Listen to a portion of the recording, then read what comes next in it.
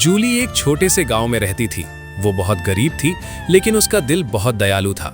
एक दिन उसने देखा कि एक बूढ़ी औरत भारी सामान उठाने की कोशिश कर रही है। जूली तुरंत उसके पास गई और बिना कुछ सोचे उसकी मदद करने लगी। बूढ़ी औरत ने मुस्कुराकर उसे आशीर्वाद दिया और कहा, तुम्हारी अच्छाई तुम्हें एक दिन बड़ा इनाम देगी। जूली ने इस बात पर ज्यादा ध्यान नहीं दिया और अपने काम में लग गई। अगले दिन जब वो अपने घर के आंगन में झाड़ू लगा रही थी, उसे मिट्टी में एक छोटी सी चमकती हुई चाबी मिली। उसे समझ नहीं आया कि ये कहाँ की है, लेकिन उसने उसे संभाल कर रख लिया।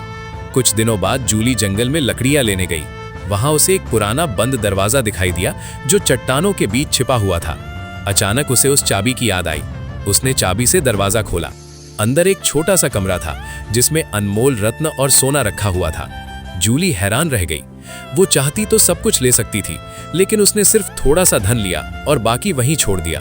उसने उस धन से अपने घर की मरम्मत करवाई और गांव के गरीब लोगों की मदद शुरू कर दी। धीरे धीरे उसकी अच्छाई की चर्चा दूर दूर तक फैल गई। एक लालची आदमी को जब ये बात पता चली तो वो भी उस जगह पहुंचा।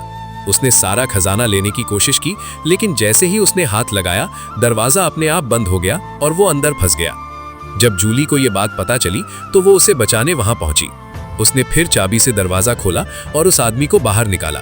वो अपनी गलती पर शर्मिंदा हुआ और जूली से माफी मांगी। जूली ने उसे माफ कर दिया और कहा कि लालच इंसान को मुसीबत में डाल देता है।